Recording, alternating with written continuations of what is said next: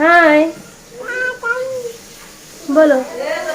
নমস্কার বন্ধুরা, কেমন আছেন সবাই? আশা করি সবাই খুব ভালো আছেন আর আমরাও খুব ভালো আছি।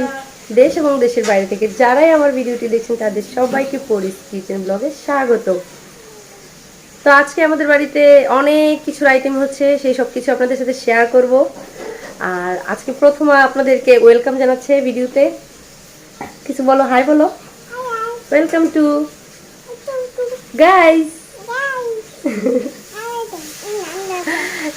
তো চলুন এখান থেকে আমার ভিডিওটি শুরু করা যাক। আমাদের বাড়িতে আমাদের ননাসের ছেলে, একটাই ননাস, তার দুইটা ছেলে। তো বড় ছেলেকে কিছুদিন আগে বিয়ে করিয়েছেন, তো ওই বউকে আজকে আমরা নিমন্ত্রণ করেছি আমাদের বাড়িতে।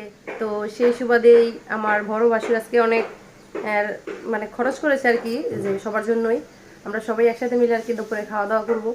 তো আপনারা দেখতে পারবেন আজকে আমাদের বাড়িতে কারা কারা আসে, সবাইকেই দেখাবো।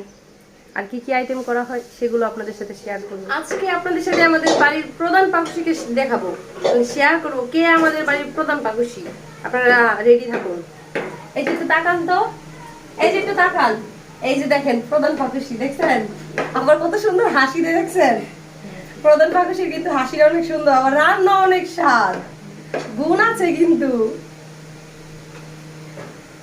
আর আমাদের বাড়ির সেকেন্ড বাবুর্চি, এটা হচ্ছে প্রধান প্রধান বাবুর্চি, আর আরেকজন হচ্ছে সেকেন্ড বাবুর্চি। সেই সেকেন্ড বাবুর্চিকে আপনাদের সাথে শেয়ার করতেছি, দাঁড়ান।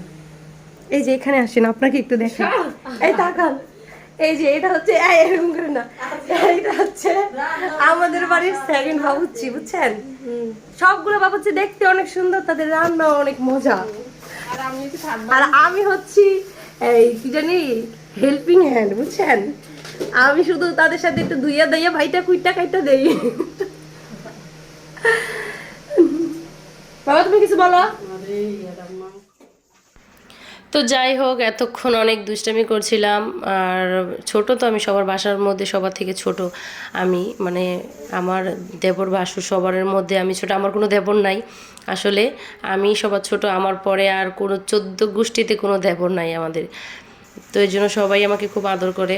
তো যাই হোক, এইদিকে আমার বড় যা চিংড়ি মাছগুলোকে হলুদ লবণ মাখিয়ে রেখেছে, আর রুই মাছগুলোকেও মাখাবে, তার জন্য রেডি করতেছিল। আর তেলের মধ্যে চিংড়ি মাছগুলোকে ভেজে নিচ্ছিল, কারণ আজকে চিংড়ি মাছের ভুনা হবে, পেঁয়াজ দিয়ে চিংড়ি মাছের ভুনা করা হবে। তো এর জন্য চিংড়ি মাছগুলোকে আগে ভেজে নেওয়া হচ্ছে হালকা হালকা করে। তো আমাদের বাড়িতে আমার বড় যা সবার থেকে ভালো রান্না করতে পারে সে, তার জন্য তাকে সবসময় সব রান্না বান্না তাকেই করতে হয়, যে কোনো অনুষ্ঠান হোক তাকেই রান্না করতে হয়। শুধু বিয়ে টিয়ে বাদ দিয়ে, মানে অনেক বড় রান্নার আইটেম ছাড়া ঘরোয়াভাবে যে বড় ধরনের রান্না বান্না করা হয় সেগুলো আমার বড় যাই করে, কারণ তার হাতের রান্না খুবই ভালো, সবাই অনেক প্রশংসা করে, বুঝছেন? তার জন্য তাকে দিয়েই রান্না করানো হয় সব রান্না, আমরা একটু একটু করে দেই। আর আমার মেজো যাও ভালো রান্না করে, উনিও তার সাথে একসাথে এই দুজনে মিলে রান্না করে আর কি। তবে ফার্স্টে আমার বড় যাই সব কিছুর মধ্যে থাকে আর কি, তারপরে সবাইকে যা যা যেভাবে বলে সবাই সেটা করে দেয় আর কি। তো এদিকে চিংড়ি মাছগুলো ভেজে নেওয়া হচ্ছে চিংড়ি মাছের ভুনা করার জন্য।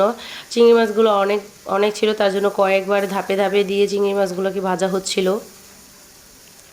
কারণ আমাদের ফ্যামিলিতে আমরা যখন সবাই একসাথে হই বা কোনো একটা দিন একসাথে সবাই খাওয়া দাওয়া করি, ওই দিনের রান্না বান্না অনেক অনেক অনেক বেশি থাকে। কারণ আমাদের ফ্যামিলিতে আমার যা ভাসুর, আমরা সবাই মিলে চারজন চারজন করি, মানে আমার যা ভাসুররা, আমার ভাসুরের 4 ভাই, তো আমরা 4 যা, আমাদের বেবি টেবি আছে, বাচ্চা কাচ্চা, তো সবাই মিলে আমরা অনেকগুলো মানুষ হয়ে যাই। তো তার জন্য রান্নাবান্নাও আইটেম করতে গেলে অনেক বেশি বেশি করা লাগে, তার উপরে আবার মেহমান আছে।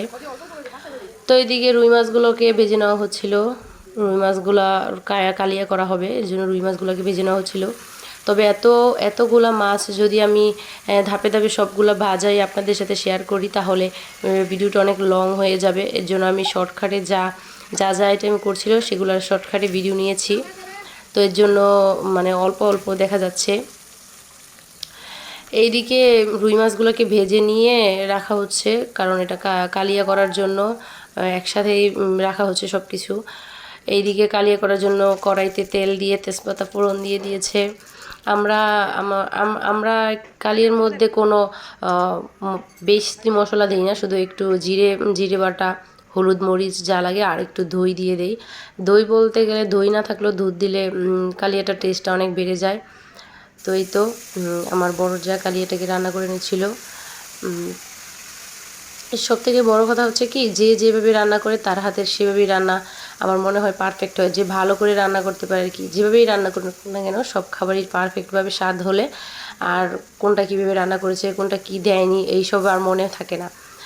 তো আমি আমি এখানে এসে যা রান্না করেছি আর আমার বাপের বাড়িতে আমি যা রান্না দেখে আসছি, সব কিছুর মধ্যে অনেক দিন রাত তফাৎ আছে। তো সেগুলো তো আর বলে লাভ নেই। ওইখানকার রান্না ওইখানকার মতন স্বাদ লাগে, আর এইখানকার রান্না এখানে আসলে এদের মতন স্বাদ লাগে। তো সব রান্নাই ভালো, যে যেভাবেই রান্না করুক খেতে ভালো হলেই সবচেয়ে বড় কথা। তো এদিকে কালিয়াটা কষানো হয়ে গেছে। তো এটাকে একটু ভালো করে কষানো হবে, কারণ কালিয়া বলতে না, যে কোনো তরকারির মশলাটা যদি একটু ভালো করে কষানো হয় তাহলে সেই তরকারিটা খুব স্বাদ হয়। এদিকে কালিয়াটা কষিয়ে একটু গরম জল দিয়ে এখানে মাছগুলো ছেড়ে দিয়েছে। তো বলতেছিলাম যে কথাটা আজকে, সেটা হচ্ছে মানে এত এত রান্না বান্না সব কিছু আমার বড় জায়গা হাতে করে। সে তার বিয়ে হয়েছে আর 20-21 বছর আগে, আর আমি তো মাত্র আসলাম আজকে 2-3 বছর হলো এই বাসায়। আমি মাঝে মধ্যে চিন্তা করি সে এত রান্না বান্না এত কিছু সে কীভাবে মানে সামলে উঠতে পারছে। আসলে তাকে মানে তার গুণগানটা না গাইলেই চলে না, কারণ সে এতগুলা দেবরের বিয়ে করিয়েছে, তাদের বাচ্চা কাচ্চা এত অনুষ্ঠান সব কিছু সে নিজে হাতেই সামলাচ্ছে এই পর্যন্ত। তো আমার বড় যা খুবই ভালো মানুষ,